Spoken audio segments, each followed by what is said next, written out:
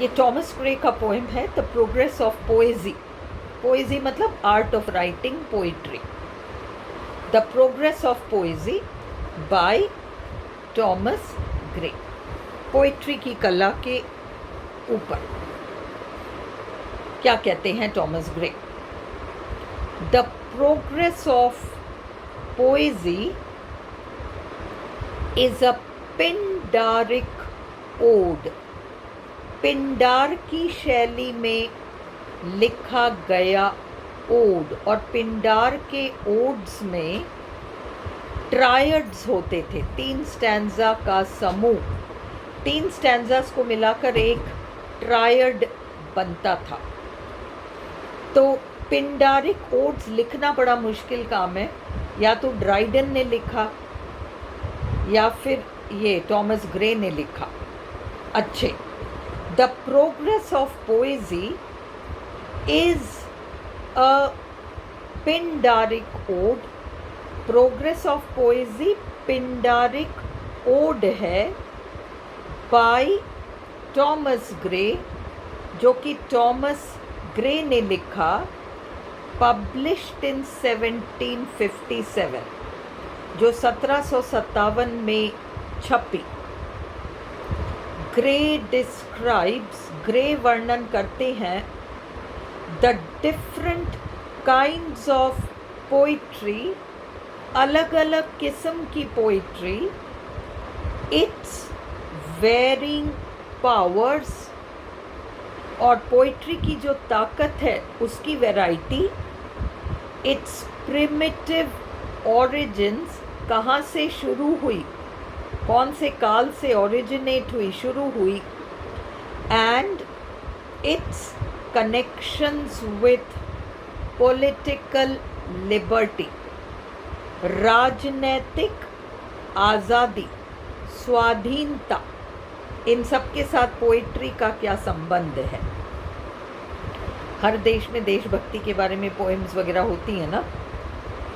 ही recounts its progress, recounts पूरी history सुनाना, इतिहास सुनाना।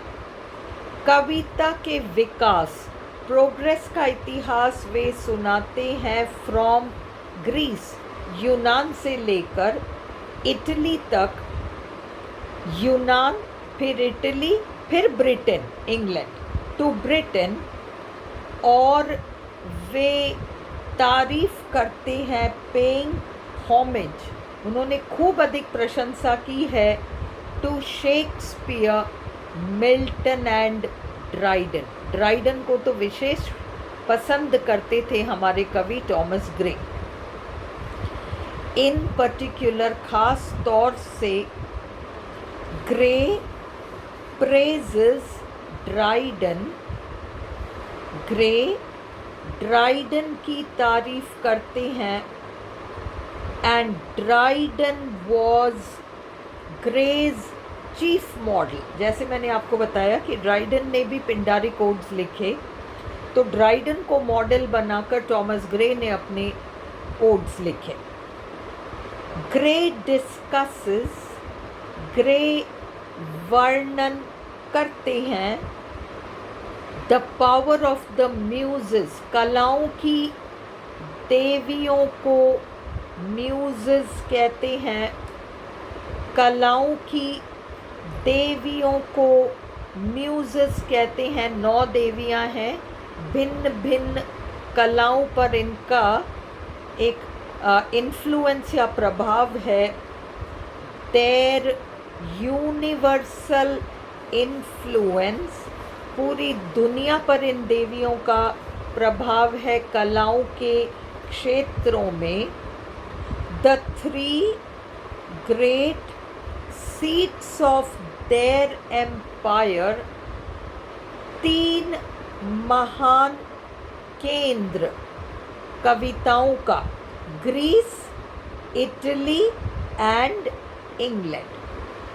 वो जो 9 कलाओं की देवियां हैं उनका सारी कलाओं पर प्रभाव है, और विशेष रूप से ग्रीस, इटली और इंग्लैंड में।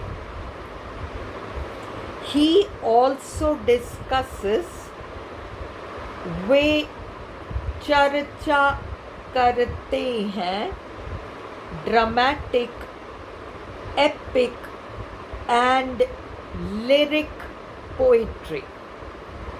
वे चर्चा करते हैं ड्रामेटिक मतलब ड्रामा के स्टाइल में, फिर महाकाव्य की शैली में एपिक और गीतों की शैली में lyric poetry, supported in England.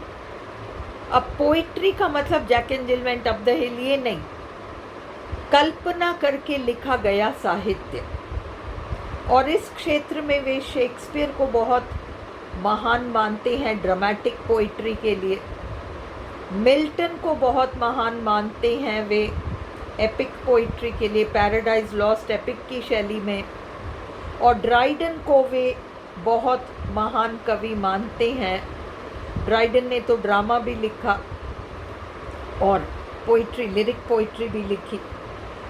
In this ode, इस ओड में ग्रे हैज़ कॉट, ग्रे ने प्राप्त किया है the true spirit of the ode, ode की सच्ची भावना को उन्होंने पकड़ा है।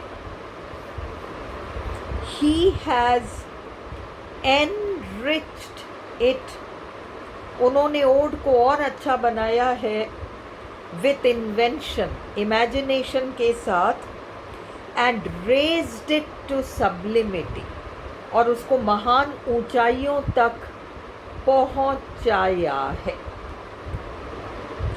He presented the idea, उन्होंने ये विचार प्रस्तुत किया है, सब्लिमिटी बहुत ऊंचे स्तर तक। He presented the idea, उन्होंने ये विचार प्रस्तुत किया है that liberty fosters poetry, एक आज़ाद देश में पनपने का मौका मिल जाता है, fosters poetry। The poet refers to Shakespeare as nature's darling, कवि शेक्सपियर को प्रकृति का डार्लिंग बताते हैं। इन शब्दों में उन्होंने संबोधित किया है शेक्सपियर को। मिल्टन के बारे में ग्रे कहते हैं, he says about Milton, he passed the flaming bounds, प्रेरणा इतनी थी उनमें कि वो सारी सीमाओं को पार करके आगे बढ़ गए, इतने महान कवि। ग्रे फ्लेमिंग बाउंड्स, बाउंड्रीज को क्रॉस करके इतने टैलेंटेड निकले। Grey praises the greatness of Dryden, grey तारीफ करते हैं ड्राइडन के महानता को, एंड सेज और कहते हैं that now that Dryden is dead, कि अब जब ड्राइडन मर गए हैं, कौन पिंडारिक ओड्स को लिखेगा? Who will inherit, किसके सिर पर वो ताज पहनाया जाएगा? The lyre of the Theban eagle, Theban eagle, Thebes शहर का ईगल नाम का बलवान पक्षी पिंडार।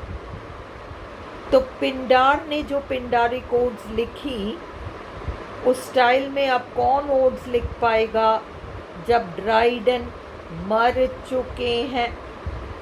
ऐसा ग्रे ने ड्राइडन के लिए तारीफ में लिखा।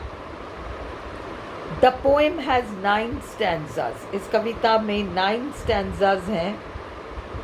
ग्रे अटेम्प्ट्स, ग्रे ने कोशिश की है टू डिस्क्राइब, वर्णन करने की, पोएजी कविता की कला, एज अ सिंगल हेरिटेज, विरासत में प्राप्त की गई चीज़ जो कि प्रेरित होती है मनुष्य की भावनाओं से।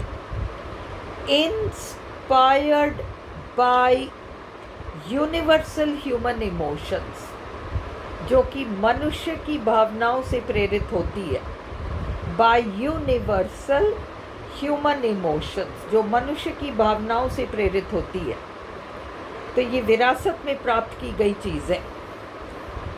देर आर टू सेंट्रल आइडियाज, ये दो मुख्य विचार हैं जो कविता में ग्रे प्रस्तुत करते हैं। That grey communicates in his poem, जो कि ग्रे प्रस्तुत करते हैं इस कविता में।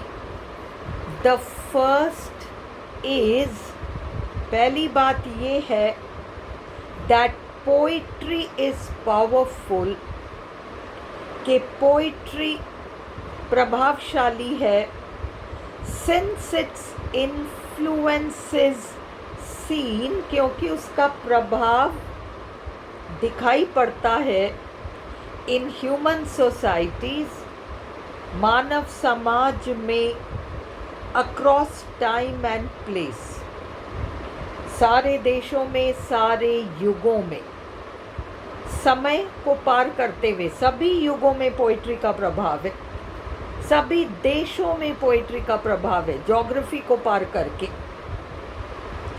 द सेकेंड, दूसरा विचार ये है, the second is that English poets owe a debt, English कवियों को आभार प्रकट करना चाहिए, वे ऋणी हैं।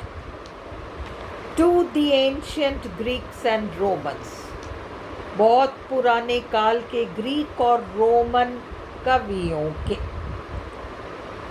ग्रे सजेस्ट्स, ग्रे हमें ये कहना चाहते हैं that the muses of ancient Greece, पुराने यूनान में जो कला की देवियाँ थी, 9 देवियाँ, are still active in England, वो अभी भी सक्रिय हैं इंग्लैंड में, और अभी भी इंग्लैंड में उनका प्रभाव दिखाई पड़ता है।